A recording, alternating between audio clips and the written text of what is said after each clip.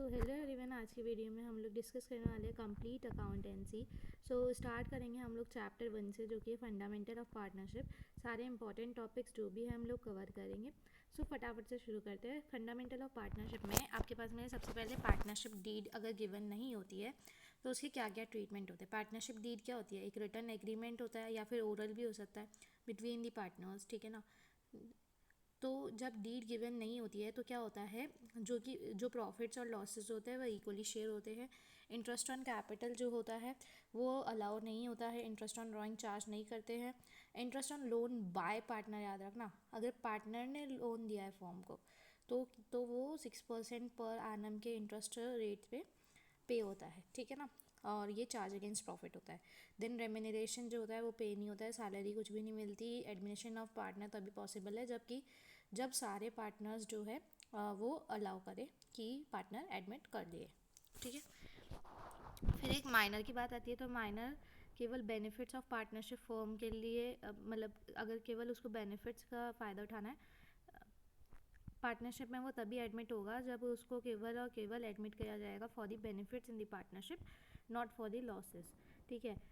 Registration जो है partnership का वो नेसेसरी नहीं है, मतलब कंपलसरी नहीं है।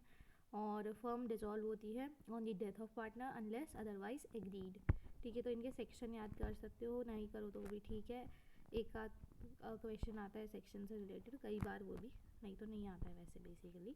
सो इंटरेस्ट ऑन कैपिटल की बात करें तो जब पार्टनरशिप डीड साइलेंट है, ठीक है ना, तो इंटरेस्ट ऑन कैपिटल नहीं अलाउ होता है, ठीक है। कोई पार्टनरशिप डीड नहीं होती, जैसे मैंने आपको अभी बताया था कि पार्टनरशिप डीड नहीं होती है तो interest on capital not allowed.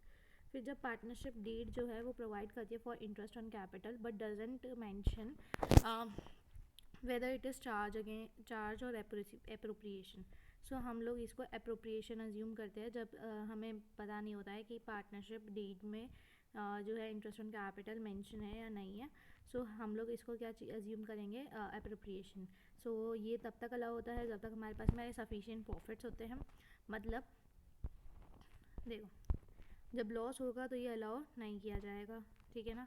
और अगर कुछ प्रॉफिट बहुत कम अमाउंट में होगा, जैसे 10 रुपीज़ प्रॉफिट है एंड 15 रुपीज़ IOC आ रहा है, तो फिर आप लोग उसको एप्रोप्रिएशन यानी रेशो में दोगे। रेशो यानी जैसे आप लोगों को मैं बताती हूँ, जैसे आपको सैलरी पे करनी है 20 रुपीज़ की एंड जो IOC है वो पे करना है 10 रुपीज़ का, और आपके पास में जो प्रॉफिट्स है वो कितने हैं 5 रुपीज़ के। तो आप लोग किस तरह से इसको करोगे?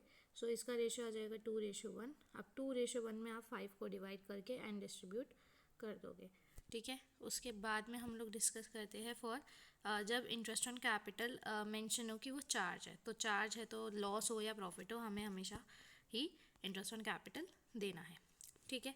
उसके बाद में अकाउंटिंग एंट्री क्या होती है, तो interest on partner capital account debit, ठीक है ना, टू पार्टनर्स कैपिटल अकाउंट, और P&L एप्रोप्रिएशन टू IOC। फिर उसके बाद में कैलकुलेशन ऑफ ओपनिंग कैपिटल। तो जब कैपिटल फिक्स्ड है तो ओपनिंग कैपिटल आप लोग कैसे कैलकुलेट कर सकते हैं? Closing capital is equal, opening capital की बात कर रहे हैं हम, 1 मिनट।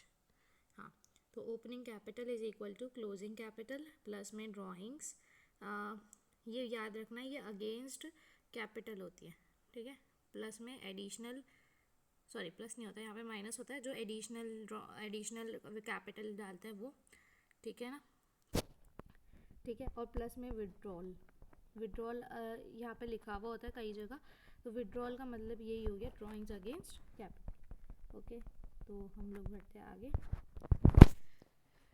अच्छा, तो जब फ्लक्चुएटिंग होती है तो क्या होता है? फ्लक्चुएटिंग में देखो, closing capital plus drawings both against capital और प्रॉफिट, कोई सी भी ड्रॉइंग्स हो, प्लस IOD, ठीक है। जैसे आप P&L एप्रोप्रिएशन बनाते हो तो जो भी इस साइड में आएगा उसको प्लस कर दो, जो भी इस साइड में आएगा उसको माइनस कर दो, तो आपका ओपनिंग कैपिटल आ जाएगा। तो closing capital plus drawings, IOD इधर आता है, ठीक है। देन लॉस का शेयर हम लोग ऐड कर देंगे क्योंकि वो इधर आता है।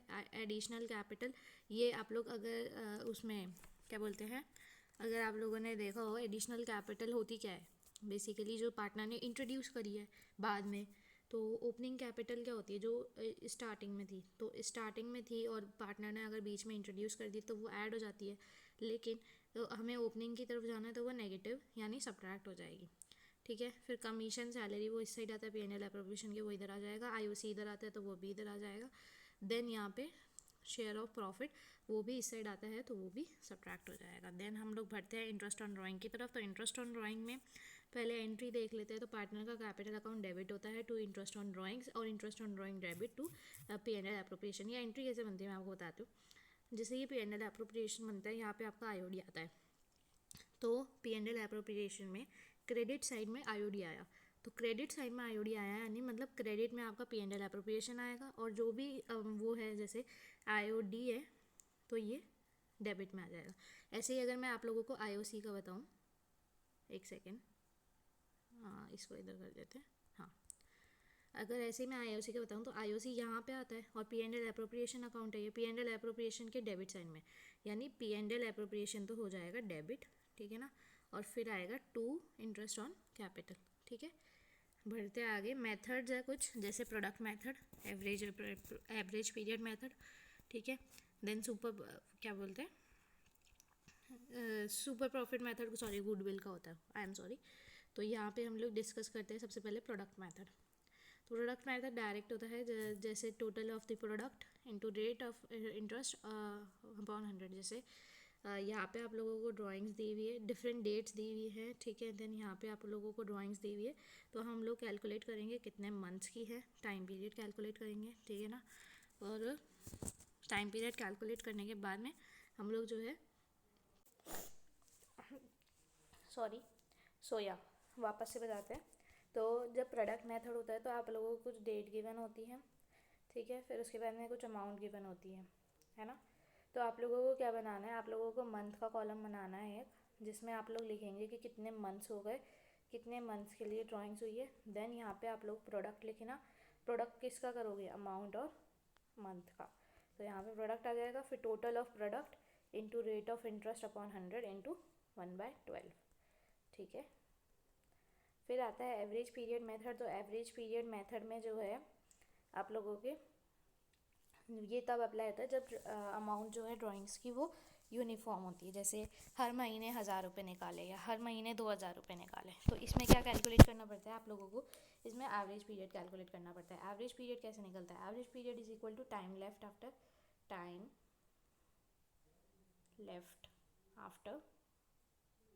फर्स्ट ड्राइंग, ठीक है ना, plus time left after last drawing upon 2। तो ये मैंने थोड़ी राइटिंग अच्छी नहीं आ रही यहाँ पे, सो आप लोग देख लेना, time left after first drawing plus time left after last drawing upon में 2 आ जाता है।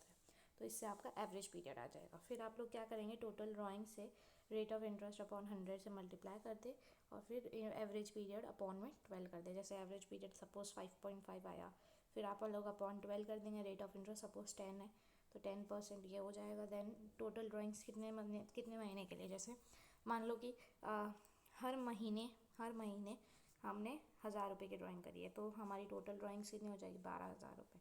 सो इसको आप कैलकुलेट करोगे तो जब ये आपका आ जाएगा, ठीक है। उसके बाद में हम लोग देखते हैं आगे। तो एवरेज पीरियड का फॉर्मूला देख सकते हो, एंड देन ये टेबल है, इसको आप रटो तो रटो, नहीं तो मैंने आपको मेथड बता दिया कि किस तरह से करोगे। एक आध में बता देती हूँ आपको, जैसे हाफ ईयरली का देख लेते हैं। हाफ ईयरली में ये वाला देख लेते हैं, मिडल वाला। हाफ ईयरली क्या होता है, एक आपका हाफ ईयर कंप्लीट होता है सितंबर में, देन आपका मार्च में, ठीक है। तो हाफ ईयरली का मतलब होता है कि जो ड्राइंग्स है वो अपने हाफ ईयर कंप्लीट करने के बाद उस बीच में करिए।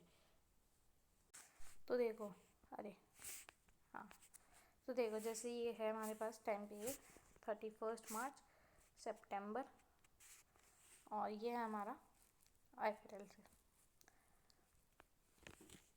ठीक है।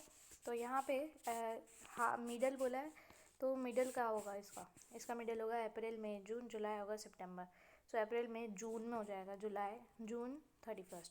तो जून के बाद में जुलाई अगस्त सितंबर अक्टूबर नवंबर दिसंबर जनवरी फरवरी मार्च, 9 मंथ्स रह गए, तो 9 प्लस लास्ट ड्राइंग्स कब होगी, लास्ट ड्राइंग्स होगी 6 मंथ्स के, मतलब हाफ ईयरली बोला है ना, तो यहाँ पे पहली हो जाएगी। फिर दूसरी होगी आपके यहाँ पे, इसका आधा कर लो, इसका आधा होएगा कितना, सितंबर के बाद अक्टूबर नवंबर दिसंबर, तो दिसंबर 31 को इसकी बीच में ड्राइंग्स हो जाएगी। तो ये हो जाएगा दिसंबर के बाद में कितना बचेगा, जनवरी फरवरी मार्च, 3 महीना, तो 3/2। तो ये इस तरह से कैलकुलेट होता है, ठीक है। बाकी अगर आप लोगों को ये ऐसे नहीं है, ढंग से समझ नहीं आ रहा है, तो आप लोग इसको रट सकते हैं। तो मिडल में तो देखो तीनों का 6 रहता है, ये याद रख लो, ठीक है ना, एक सी ट्रिक होती है। अब मंथली है ना, मंथली में +0.5 कर दो, -0.5 कर दो, ठीक है। जो क्वार्टरली है उसमें आप +1.5 कर दो, -1.5 कर दो, और जो ये है क्या बोलते हैं इसको, हाफ ईयरली, उसमें +3 कर दो, -3 कर दो। एक ही आएगा आपका आंसर, ठीक है। होप ये क्लियर होगा। बढ़ते हैं आगे की तरफ, ठीक है। अच्छा, एक चीज़ याद रखना, अगर कोई भी टाइम पीरियड मेंशन नहीं है तो हम लोग 6/12 करके हमेशा निकालते, कितना, 6/12 करके हमेशा निकालेंगे, ओके।